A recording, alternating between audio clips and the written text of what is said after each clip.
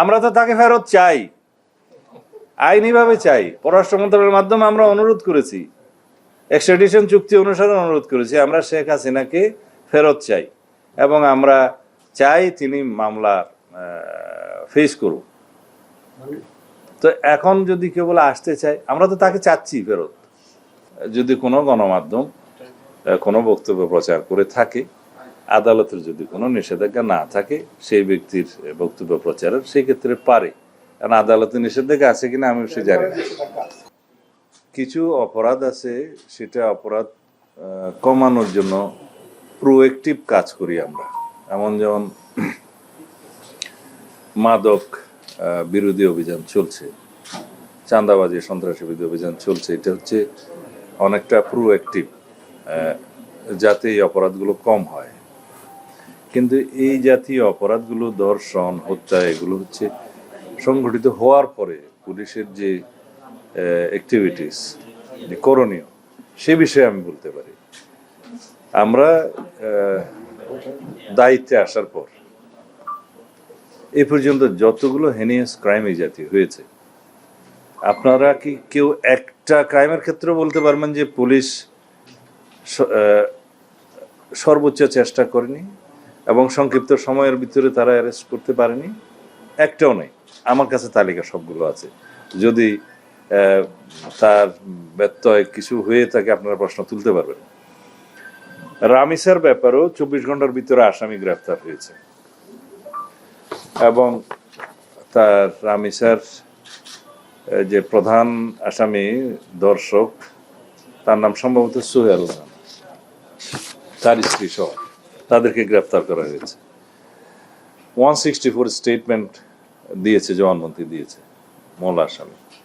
আমরা এইটুকু এসিউরেন্স দিতে পারি, আমাদের পক্ষ থেকে সংক্ষিপ্ত সময়ের ভিতরে সুষ্ঠু তদন্ত করে চার্জশিট দাখিল করা হবে। বিচারের দায়িত্ব আদালতের। বিচারহীনতার যে বিষয়টা সবাই সবসময় বলে থাকে, এটা সর্বক্ষেত্রে সঠিক নয়। কিছু কিছু ক্ষেত্রে বিচার বিলম্বিত হয়, সেই জন্য মানুষ মনে করে হয়তো বিচার পাবে না। কিন্তু এই জাতীয় ক্রাইমগুলো আমি ইন্টারিম গভর্নমেন্টের সময়ও দেখেছি, আমি তাদেরকে কৃতিত্ব দিতে চাই। সেই সময়েও এই জাতীয় কয়েকটা ঘটনা হলে হেনিয়াস ক্রাইমের সংক্ষিপ্ত সময়ের ভিতরে আইনি ব্যবস্থা, বিচারিক ব্যবস্থা তারা গ্রহণ করেছে। এই ক্ষেত্রেও আমি এইটুকু এসিউরেন্স দিতে পারি যে সম্ভাব্য সংক্ষিপ্ত সময়ের ভিতরে একটা দৃষ্টান্তমূলক বিচার সম্পন্ন হবে। সাজার কথা তো আমি বলতে পারবো না। অন্যান্য যে সমস্ত বিষয় এখানে আমি বলতে পারি, যেমন আমরা দায়িত্ব নেওয়ার পর তনু হত্যা মামলাটি সহ আরো কিছু মামলা আমরা লিস্টেড করেছি, যেগুলো অনেকটা দীর্ঘদিন যাবৎ বিচারিক প্রক্রিয়ার মধ্যে আনতে সক্ষম হয় নাই, সেগুলো আমরা অ্যাড্রেস করেছি। যেমন তনু হত্যা মামলার একজন আসামি আমরা অ্যারেস্ট করে তার সাথে ডিএনএ ম্যাচিং করার বিষয়টা এখন প্রক্রিয়ায়। আরও 2 জন আসামি আছে, ইতিমধ্যে আরও একজন আসামির শনাক্ত করা গেছে, যার রক্ত পাওয়া গেছে, ডিএনএ টেস্টে 3 জনের স্পার্ম পাওয়া গেছে খুব সম্ভবত। তো এগুলো মিলিয়ে দেখা হচ্ছে এবং আশা করি এটা ন্যায় বিচার প্রতিষ্ঠা করা যাবে।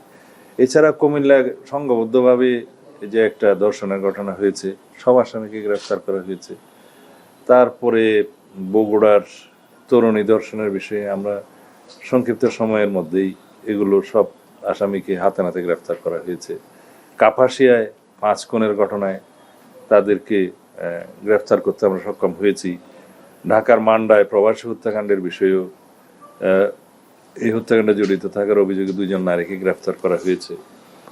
এছাড়া বিভিন্ন সময়ে আমাদের যে অভিযান, চিরুনি অভিযান, সেটা ডিএমপির এখানে ঢাকা মেট্রোপলিটন পুলিশের মিরপুরে, তারপর অস্ত্র মাদক উদ্ধার অভিযান মোহাম্মদপুর ও শেরেবাংলা নগরে, তারপরে আমাদের মে মাসের প্রথম সপ্তাহে ঢাকার মোহাম্মদপুর, শেরেবাংলা নগর, আদাবর এলাকায় যে ব্লক রিট চলছে, সেটা আমরা এখানে সফলতা অর্জন করেছি। পেশাদার অনেক অপরাধীকে আমরা গ্রেফতার করতে সক্ষম হয়েছি এবং অনেকেই দীর্ঘদিন যাবৎ আইনের চোখে ধুলো দিয়ে যেভাবে পালিয়েছিল তাদেরকেও আমরা গ্রেফতার করতে সক্ষম হয়েছি। আজকে যখন দেখি আমার দেশের মানুষ এভাবে কষ্ট পাচ্ছে, প্রতিনিয়ত মায়ের কোল খালি হচ্ছে। হ্যাঁ, আমাকে চায়নায় এক দফা দিয়েছিল, সবকিছু আমি মানি, কিন্তু আমি মানুষের এই কষ্ট তো দেখা যায় না। কাজে আমি ফিরে আসব, খুব দ্রুতই আমি ফিরে যাব। হ্যাঁ, আমাকে ফাঁসির হুকুম দেওয়া হয়েছে। আমি বলবো হ্যাঁ, আপনারা ফাঁসি যে কোথায় দেবেন রেডি করেন, কোন জেলে রাখবেন সেটাও তৈরি করেন। আমি সময় হলে ফিরে আসব। যদিও আমার পাসপোর্ট বন্ধ, আমার মুভমেন্ট বন্ধ, তা আমি বলবো সে আমার পাসপোর্ট চালু করে দিতে হবে, যেন আমি ফিরে আসতে পারি। অথবা যে প্লেনে করে আমাকে এখানে রেখে গেছে সেই প্লেন পাঠান, আমি চলে যাচ্ছি। আমি মানুষের পাশে দাঁড়াবো। আর মানুষের পাশে দাঁড়ানোর জন্য যদি আমাকে ফাঁসি কাষ্ঠ ঝুলতে হয়, হ্যাঁ, আমি মানুষের জন্য সেই ত্যাগ স্বীকার করতে সবসময় প্রস্তুত। কারণ যেখানে আমাদের হাজার হাজার নেতা কর্মীকে, বাংলাদেশের জনগণকে পিটিয়ে পিটিয়ে হত্যা করা হয়েছে, অন্তঃসত্ত্বা পুলিশ পর্যন্ত যেখানে রেহাই পায়নি, সেখানে আর জীবনের মায়া তো আমার নেই, আর সবই তো হারিয়েছি। 32 নম্বর আগুন দেওয়া ভেঙে শেষ করা হয়েছে, এবং সেই ভাঙা ইট কাঠকেও তারা ভয় পায়। এটা হলো, সেখানেও কাউকে যেতে দেয় না। বঙ্গবন্ধুকে যেভাবে অপমান করা হচ্ছে, ইতিহাস বিকৃত করা হচ্ছে, এগুলি সব ঠিক করতে হবে, এবং আমার বিশ্বাস সেটা আমরা করতে পারবো। তা আমি আজকে দিনে জনগণকে একটা কথাই বলবো, দেশবাসীকে একটা কথাই বলবো, যে আমি আপনাদের পাশে আছি। আমার নিজের জীবনে কোনো চাওয়া পাওয়া নেই। আমি যা কিছু করেছি এই বাংলাদেশের জনগণের স্বার্থে করেছি, জনগণের কল্যাণের জন্য করেছি, জনগণের ভাগ্য পরিবর্তনে করেছি, যেটা আপনারা দেখেছেন। কিন্তু আজকে সেই মর্যাদা বাংলাদেশের ধূলিসাৎ করে দিয়েছে ওই বিশ্ব বাটপার ইনুস আর তারেক, এই এবং জামাতে ইসলামী সহ যুদ্ধাপরাধী এবং জঙ্গি সন্ত্রাসীরা এক হয়ে বাংলাদেশকে আজকে ধ্বংসের কিনারে নিয়ে গেছে। এখান থেকে বাংলাদেশকে ফেরাতে হবে, জঙ্গি দমন করতে হবে, আইনের শাসন প্রতিষ্ঠা করতে হবে, অর্থনৈতিক মুক্তি আনতে হবে, সকল বন্দীদের মুক্তি দিতে হবে, রাজবন্দীদের মুক্তি দিতে হবে। আজকে আমাদের সকল দেশবাসীকে সোচ্চার হতে হবে যে কেন রাজবন্দীদের মুক্তি দেওয়া হয় না। 10টা 15টা 100টা মামলা দিয়ে, কয়েকটা জামিন দিয়ে, একটি মামলা দিয়ে আটকে রাখা হচ্ছে, হাতে হ্যান্ডকাপ, ডান্ডা বেরি পড়ানো হচ্ছে। কিসের জন্য? এটা জেল কোডও মানা হচ্ছে না। কাজে এই জন্য সবাইকে সোচ্চার হওয়ার জন্য, রাজবন্দীদের মুক্তি চাই এবং আমরা গণতন্ত্র ফিরে চাই। এবং মানুষের যে আজকে ভাত কাপড়ের অভাব, সেই ভাতের অভাব, ওষুধের অভাব, চিকিৎসার অভাব, শিক্ষার অভাব, সমস্ত জায়গায় দলীয়করণ করা হয়েছে, সেগুলি সব বন্ধ করে আবার নিয়ম শৃঙ্খলা ফিরিয়ে আনে দেশের মানুষের ভাগ্য পরিবর্তন করতে হবে। এবং সেটা ইনশাল্লাহ একমাত্র আওয়ামী লীগই পারে, আওয়ামী লীগই করবে।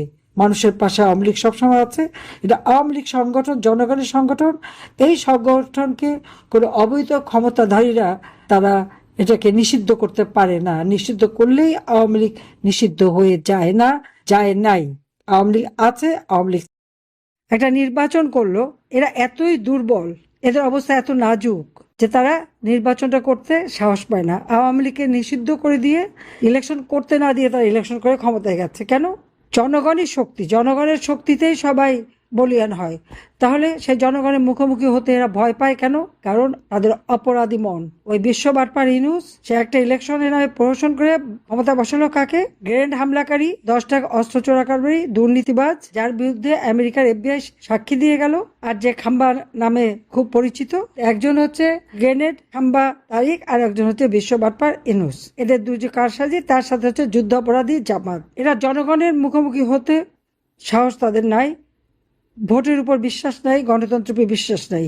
শুধু ন্যাশনাল ইলেকশনটাই না, আজকে বাইরের ইলেকশনগুলিতেও তারা কিভাবে, মানে আওয়ামী লীগে বাদ দিতে হবে। আওয়ামী লীগের বিরুদ্ধে এত বদনাম, বিশ্বব্যাপী এত বদনাম রটালো ইউনূস, কোটি কোটি টাকা, হাজার কোটি টাকা খরচ করলো।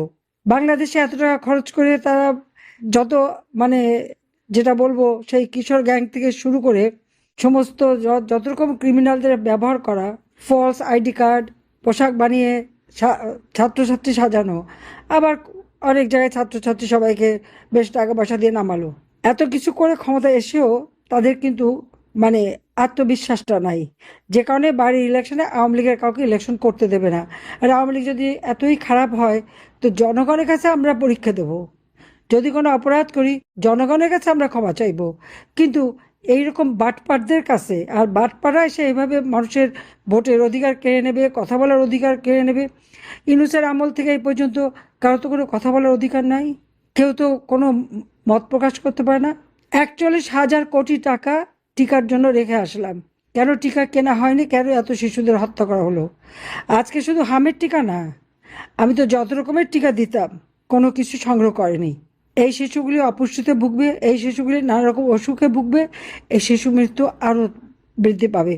415 জনের নাম বলেছে, কিন্তু সে তো হাসপাতালে যে কয়জন মারা গেছে, ঘরে পড়ে যারা মারা যাচ্ছে, যারা হাসপাতালে নেবার মতো ক্ষমতা পাচ্ছে না, তাদের হিসাবটা কে নেয়? এই হিসাবগুলি তোমাদের নিতে হবে। আমাদের আইনজীবী যারা আছে বা তাদের সাথে লোক আছে, সকল কাছে এই হিসাবটা নিতে পারে যে কোন ঘরে ঘরে কত মানুষ মারা গেল, কী হলো, সেটা জানতে হবে। এটা খুবই প্রয়োজন। মামলার তো কোনো সীমা পরিসীমা নাই। মামলা একটা দিয়ে কিছু আসামি করে দিয়ে তারপরে দেখা গেল অজ্ঞাতনামা। তো যেটা একটা প্রস্তাব এখানে এসছে যে কত মামলা দেওয়া হয়েছে, কতজনকে আসামি করা হয়েছে, আবার অজ্ঞাতনামা কতজন, তার একটা তালিকা বের করতে হবে এবং এটা সোশ্যাল মিডিয়া সহ সারা বিশ্বব্যাপী দিতে হবে। প্রত্যেকটা অ্যাম্বাসি এবং প্রত্যেকটা সংস্থার কাছে পৌঁছে দিতে হবে যে মামলা দিয়ে ইউনূস যেভাবে মানুষকে হয়রানি করা, এবং কোনো কথা না, কথা বললেই মামলা, আর অমনি কোনো মামলা ছাড়া, ওয়ারেন্ট ছাড়া গ্রেপ্তার, এবং সেটা আবার প্রজ্ঞাপন দিয়ে। এটা কি করে হয়? এরা নাকি বৈষম্য বিরোধী আন্দোলন করেছে। বর্তমানের যে বৈষম্য চলছে এর থেকে বেশি বৈষম্য আর কোথায় ছিল, কবে ছিল? এরা কি গণতন্ত্র উদ্ধার করেছে? এর নাম গণতন্ত্র? জনগণের কাছে ভোট চাইতে যেতে পারে না, ভোট করতে যে সাহস পায় না, জনগণের শক্তিতে যারা বিশ্বাসী না, তারা গণতন্ত্রে বিশ্বাসটা করবে কিভাবে? বাড়ির ইলেকশনে পর্যন্ত যারা সাহস পায় না, সেখানে তাদের আবার তার মুখ দেখায় কিভাবে? লজ্জা করে না? এটা তো রীতিমতো ভোট চুরি করা। ঠিক আছে, আওয়ামী লীগ খারাপ কিনে ভালো, জনগণ যাচাই করে দেখুক। তো এভাবে এদেরকে ছেড়ে দেওয়া যাবে না। আমাদের যেমন সকল পেশাজীবীকে আজকে ঐক্যবদ্ধ হতে হবে, দেশের মানুষকে ঐক্যবদ্ধ হতে হবে। আমাদের এই যে শিশুদের মারা হলো, এটা তো রীতিমতো শিশু হত্যা। শিশু হত্যার দায় ওই বাটপার ইউনূসকেও নিতে হবে, তার উপদেষ্টা ওই নূরজাহান বেগম তাকেও নিতে হবে, তারেককেও নিতে হবে, এবং এটা তদন্ত করতে হবে যে কি কারণে তারা, মানে ইউনিসেফে বারবার ওয়ার্নিং দিল, গাভি থেকে ওয়ার্নিং আসলো, WHO থেকে ওয়ার্নিং আসলো, পাত্তাই দিল না, জবাবও দিল না, তাদের সাথে চুক্তিটা কার্যকর করলো না। টেন্ডার দিয়ে কিনবে, টেন্ডার দিয়ে নকল ওষুধ কিনে আমাদের শিশুদের আরও মারার পরিকল্পনা করেছিল। এটা হলো বাস্তবতা। কাজে এর বিরুদ্ধে যারা আপনজন হারিয়েছে, মায়ের কোল খালি হয়েছে, সেই মা জানে সন্তান হারাবার বেদনা কতটুকু। এরা ওগুলি তাদের কাছে কিছুই না। যে দেশকে ভালোবাসে না, দেশের মানুষকে ভালোবাসে না, তাদের কাছে কি আশা করা যায়? কিছু আশা করা যায় না। আইনের শাসন তারা করবে না। তারা মানুষ খুন করতে জানে, লাশ দিতে জানে। সারা বাংলাদেশের মানুষকে লাশ উপহার দিয়েছে, শিশুর লাশ, নারীর লাশ। এমন দিন নাই এই নারী শিশুর গলিত লাশ পাওয়া যাচ্ছে, মানুষের গলিত লাশও পাওয়া যাচ্ছে, আর তাছাড়া নদী, নালা, খাল, বিল, পুকুর, সব জায়গায় লাশ লাশ উপহার দিয়েছে। তারপরে দ্রব্যমূল্যের ঊর্ধ্বগতি, মানুষের আয় নাই, চরম কষ্টের মধ্য দিয়ে মানুষ যাচ্ছে। কাজে সবাইকে ঐক্যবদ্ধ থাকতে হবে। আমি সকলের সঙ্গে কথা বললাম, এর মধ্যে আমি দেখলাম কয়েকজনে খুব ভালো কথা বলেছে এবং বেশ যেগুলি কার্যকর জাতির জন্য, সংগঠনের জন্য, সকলের জন্য। আর কিছু আছে খালি কে কি করলো না সেই কথা নিয়ে ব্যস্ত।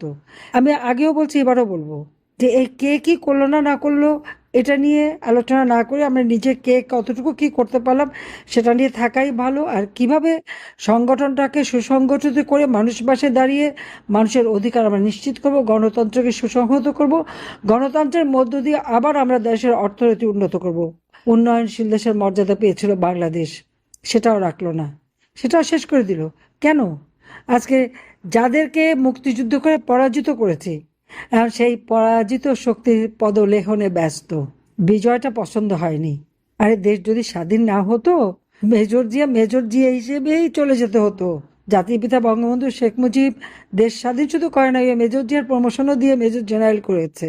বাঙালি কোনো সচিব ছিল না, কোনো পুলিশ মানে IGP ছিল না, বা সেনাবাহিনীর প্রধানও ছিল না, হতে পারতো না যদি ওই জাতির পিতা বঙ্গবন্ধু শেখ মুজিব দেশটা স্বাধীন না করতো। আজকে সেই স্মৃতিগুলি মুছে ফেলে দিচ্ছে, মুক্তিযোদ্ধাদের অপমান করে।